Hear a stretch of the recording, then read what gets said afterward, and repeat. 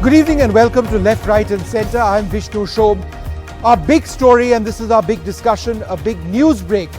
New satellite images accessed by NDTV indicate massive Chinese construction activity within Bhutanese territory near the Doklam Plateau, where Indian and Chinese forces faced off in 2017.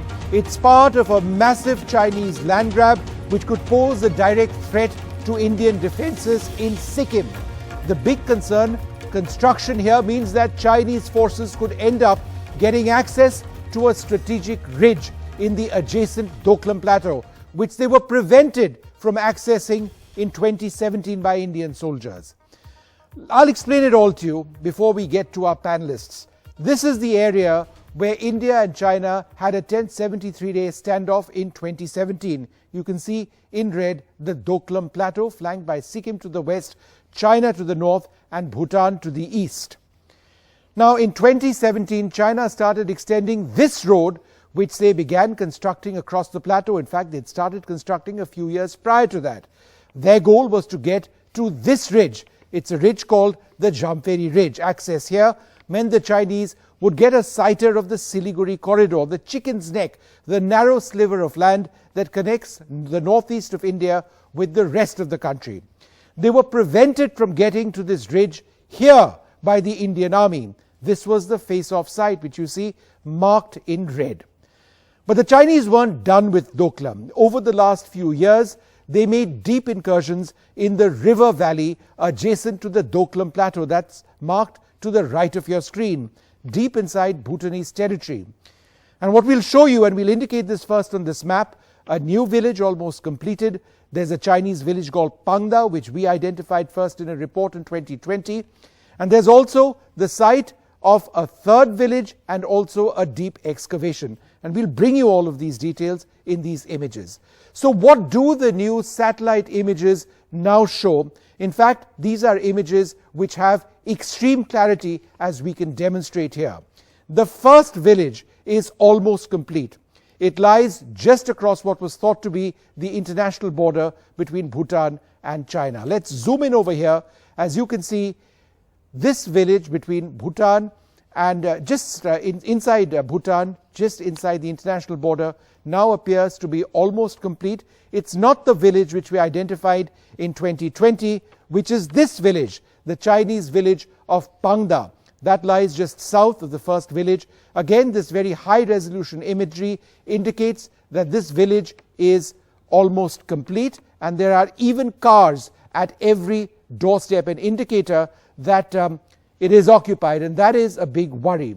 We'll move to a village which is now being constructed south of Pangda. As you can see over there, clearly there are foundations of construction sites which have been laid over here, and as we go across this site, we'll end up at two bridges which have been constructed across the Amochu River. That's the river here, fast flowing, ends up eventually in India. That means the Chinese are trying to construct on the other bank of the Amochu as well. Remember, this is not their territory at all. It is Bhutanese territory. They are several kilometers, in fact, almost 10 kilometers into Bhutanese territory. All of these villages constructed by a road. Further south, there is this deep excavation. Again, on the side of this road, let's again zoom in over here and let's scroll through this area, and you can see dumpers over there, you can see bulldozers over here on this construction site. We are almost now 10 kilometers inside Bhutan. So what is the bottom line over here? Why are we showing you these images as well? Well, by constructing south inside Bhutanese territory and in the direction of India, China is now nearly adjacent to that same ridgeline that they wanted to get to in 2017. Is this where we are now headed? In fact, this ridgeline, about 8 to 9 kilometers away now, considering the pace of their construction and their ability to construct in mountainsides, the Chinese may just make an effort at getting to Jampheri. Will India stop them? Now, we've spoken to the army, and they've army sources telling us, and I quote, "The Indian Army maintains a continuous and seamless vigil on all activities along its borders. Necessary mechanisms and safeguards to meet any contingencies are in place. All right. So this is the latest of our reports looking at what the Chinese are doing on our frontiers. We've got a fantastic panel, some of the most credible Indian Army officers. Lieutenant General D.S. Huda, the former Northern Army commander, with us. Lieutenant General Satish Dua, the former Chief of Integrated Defence Staff as well. Brahma Chelani, who I've interacted with very closely over the years, who observes China perhaps more closely than anybody I know. Professor Gobardhan Das of the BJP, and I'm also joined by Pawan Khera of the Congress Party. Thank you all very much for being with us. General Huda, let me come to you first. What do these pictures indicate? So Vishnu, thanks for inviting me to the panel. So I'll very briefly, give the totality of the implications, and some of those have already been brought out by you. The first is that this is an area of enormous strategic importance to us. You already brought out the importance of the Jampheri Ridge. Now, in 2017, the PLA tried to approach the Jampheri Ridge from the western side, and which is a more sort of direct approach, and where the Indian Army stopped them. What they're doing now is, because they were stopped from the west, they're now approaching it from the eastern side. Again, as you brought out, along the Amochu, building roads in Bhutanese territory, building villages, and at some stage, if they turn towards, the Jampheri Ridge from the east, they will have to get some access to it. It will require the Indian Army to make some plans. And I know this is in Bhutanese territory, but something will have to be done. And finally, Vishnu, it's an attempt to put pressure on Bhutan by the PLA and by the Chinese government, because this is an area of territorial dispute. Now, by building villages and roads here, I think they're presenting a sort of fait accompli to Bhutan to say that ultimately this territorial dispute is going to be settled on Chinese terms. And all this, Vishnu, although we know it's happening in Bhutanese territory, has significant strategic implications for India. So I will stop here with just the implications, and we can take the discussion forward. Pawan Khera, you've heard what General Huda has had to say, and you've seen that report as well. Isn't it sad, and this is not really a political discussion in that sense, but the road that the Chinese built across the Doklam Plateau started being constructed well before 2017. There were other governments in place. The UPA was in power. Nobody stopped them. Then in 2017 we did. Shouldn't there have been efforts way in the past to prevent the Chinese from getting into Doklam in the first place?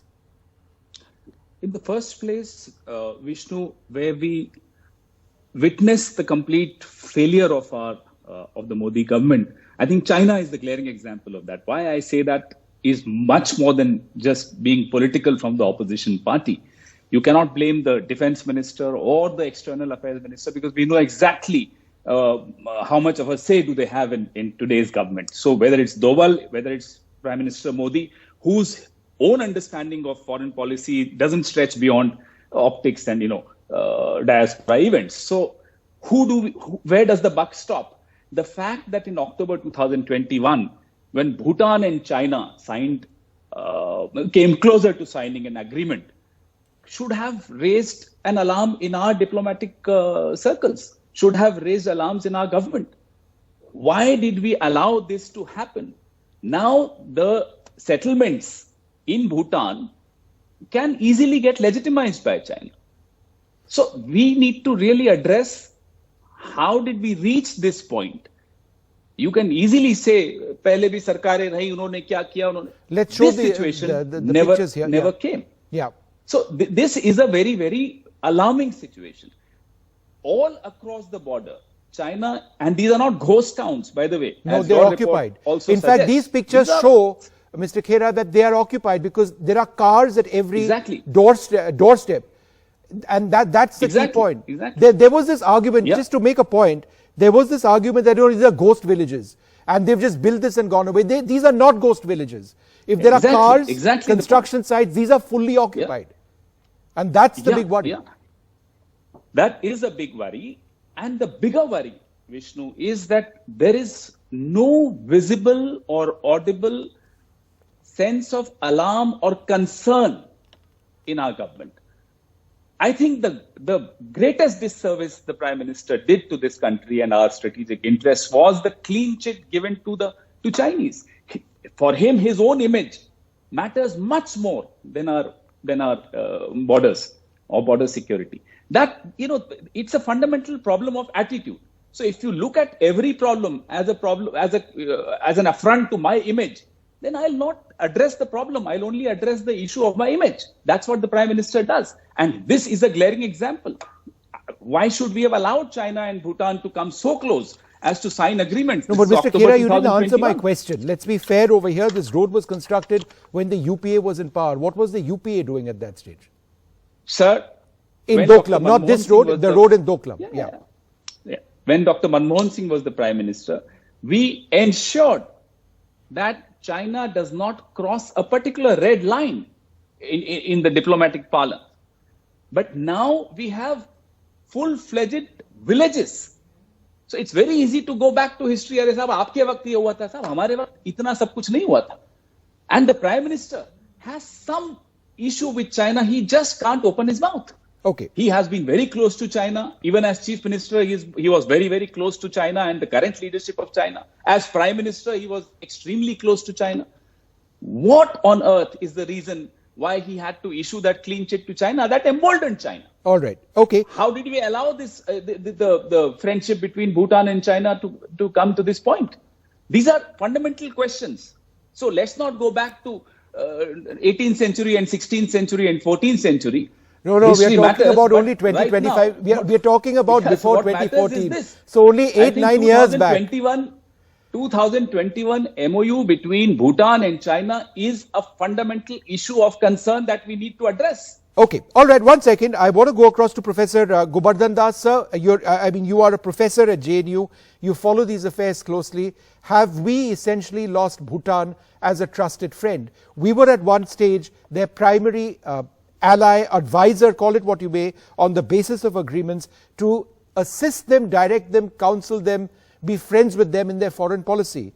This is now taking place. Do you believe that Bhutan has been caught in a strategic rivalry between China to the north and India to the south?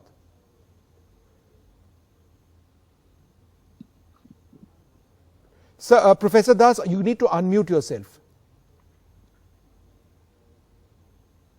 Good evening, Vishnu, go ahead. Vishnu, and good evening, my fellow panelists. So I need 30 seconds to go ahead, please. Please don't interrupt. So Pawan Khera is saying how it happened, why it happened. Pawan Khera, I think he remembers the UPA secretary, the defense secretary, foreign secretary, the Sam Saran. He admitted during UPA time, 640 square kilometers is occupied by the Chinese. Number one. Number two, during the period 2010 and 2013, there were 600 Chinese incarnations in Indian side. In 2013, 12th July, in Pendang, there is 28 kilometers inside the Indian territory they entered. But they went back. In 2017, it is 2013, 17 June, it is in Chomar, they entered in deep inside. Professor Das, there's a key difference. And on those occasions, they went back. And just a minute, and the so-called silent Prime Minister was just sitting idle and doing nothing. He has to answer this. Okay. Number one. Number two, this is the problem of this UPA government is the one where the Chinese problem is today. And that has to be corrected first. Okay. So, I think what I'd like to do at this stage is get back to the strategic implications of all of this. Dr. Chelani, what are the options that India has? I'm not just talking about military options, but diplomatically, how does India actually, what should India do? Do we get into the territory of Bhutan, which is a sovereign nation, right, without their permission? Because Bhutan doesn't seem to be keen on inviting us. So how do we stop the Chinese from potentially getting on to Jamperi? Well, that's a good question, Vishnu. But let's look at the bigger implications for India. The new encroachments show how China is expanding its borders in the Himalayas, either by stealth or in an uncontested manner. China is seeking to replicate in the Himalayas its success in the South China Sea by employing virtually the same tools of expansionism. In effect, China is altering the Himalayan military balance and projecting greater military power through its frenzied buildup of warfare infrastructure. As far as, as regards Bhutan, being a tiny little state, it can do little to stop land grabs by a mighty China. Bhutan is a de facto ally of India, and yet Bhutan is apprehensive about seeking Indian military assistance, largely because it believes that such assistance would enrage China and bring Bhutan under greater military pressure. Mm-hmm. But more importantly, Bhutan has seen that India has failed to restore status quo ante in eastern Ladakh, despite holding endless talks with China. So when India is unable to stop encroachments on its own territories, how can Bhutan have confidence in India's ability to help halt Chinese encroachments on Bhutanese territory? This probably explains why Bhutan, despite China continuing to change facts on the ground, is seeking to resume border talks with China. Right. Now, these border talks have stretched for nearly 4 decades, since 1984. Yeah. And their planned resumption means that China will be negotiating on the basis of the new facts on the ground that it has created of late. Right. Now, these are the realities that India has to face up to. Yeah. And, we've approached the Bhutanese government for this story and our previous stories as well. They just don't want to get into any conversation on this. We will not confirm one way or the other is what they repeatedly say. I mean, it's glaring because this is now 10 kilometers is the road inside Bhutanese territory. 30 kilometers north of this area is a much larger series of settlements. And these are all military settlements, because why else would anybody actually try and go there? In fact, General Dua, that's my next question. This isn't about China trying to get Bhutanese territory, in areas which were previously uninhabited. This is clearly about establishing their physical presence to put pressure on our boundary, their boundary with India. Isn't that what this is all about? Vishnu, like General Huda, I beg your pardon, General Huda clearly brought out in the beginning, they did try in 2017, where Indian Army stopped them. And now they've made a foray much further to the east, southeast. Its strategic importance, Jamphiri Ridge, has already been brought out. But this is a very complex situation because it involves 3 countries. Brahmacharani just brought out the relations between the 3 countries and the dynamic between them in this context. The fact of the matter also is that we have a treaty with Bhutan of 2007, where both countries would be, I forget the exact words, appreciative or sensitive to each other's security concerns. Now, with that having been said, Indian military, sensitive as it is, would has plans to deal with the situation as it threatens our security concerns. Right. What those plans are, like you said, like he just now brought out, Bhutan is not willing, or you said, I think Bhutan is not willing to comment. I don't think these plans or what is the intention would ever be made public or would be put in public domain, either by India or by Bhutan. General Huda, why do we say the Siliguri corridor, for the benefit of our larger audience, is vulnerable? Why is that the case? If the Chinese were atop Jamphiri, which is still, in my calculation, about 15 to 16 kilometers away from, or in fact more, about closer to 20 kilometers away from the Siliguri corridor, people would suggest that no, they're far away. What great benefit would they have on this ridge line? Why is India so worried? So Vishnu, as you brought out yourself, it's a very narrow strip of land, the Siliguri corridor, which connects the rest of India with all our northeastern states. And Jamphiri Ridge is actually the sort of highest feature. If you climb on top of Jamphiri Ridge, you can actually overlook the Siliguri corridor. Now, I'm not saying that the PLA will be able to actually physically occupy the Jampheri Ridge, I'm sure the Indian military has plans to counter that, or will be able to, from there, launch a kind of attack onto Siliguri corridor.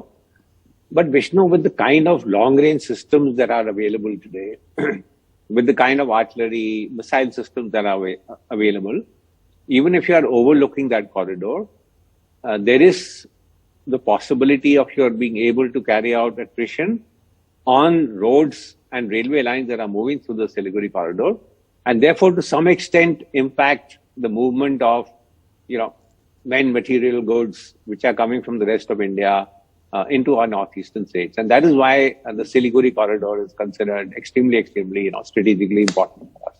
Right. Professor Chelani, what do you think India now needs to do to deal with this situation? We keep talking about Ladakh. In many ways, what China is doing in the east of our country, or towards the east of our country, is far more insidious. Precisely, because as you bring out, the chicken egg is a particularly vulnerable section of India's border. And by building roads through Bhutanese territory along two river access, the Torsa River and the Amuchu River, and by setting up militarized enclaves on Bhutan's southwestern borderlands, China is seeking to place itself in a position to potentially cut off India's northeast from the rest of the country in the event of a war.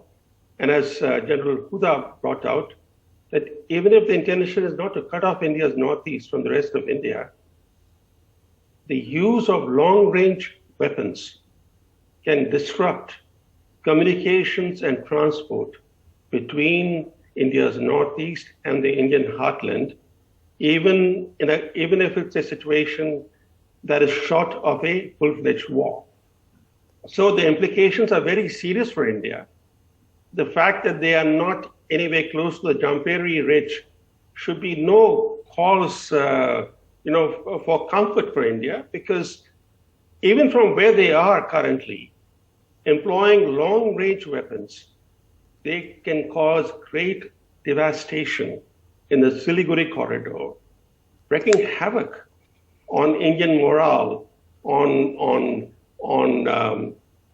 especially public morale in the northeast, right, and bringing India's security under siege. Yep. So this is a situation which is, as you correctly point out, which is as serious, if not more serious, than the situation in eastern Ladakh, where India, despite 27 months of efforts, has failed to undo Chinese encroachments. Yep. But we're neglecting the developments on the Tibet-Sikkim border. Right. Those developments are quite ominous. They need to be in the spotlight, and there needs to be an Indian plan to checkmate the Chinese moves. Right. Well, we've run out of time on this program. I'd like to thank you all very much for joining us. These are very serious security issues which need to be dealt with. We keep talking about Ladakh. Let's never forget about the eastern parts of our country, where the Chinese pressure on our border regions is intense. There are lots of comments coming in on coup. Let's take a look. Is it China's aim to absorb Bhutan and Nepal? That's a question being raised by Shiv. Atul writes in and says, will the Nakula Pass become Doklam 2.0? The Nakula Pass, the key pass in Sikkim, is that going to be the site of something which the Chinese tried to do back in 2017? We'll keep looking at the story very closely. We're out of time. From all of us here, goodbye.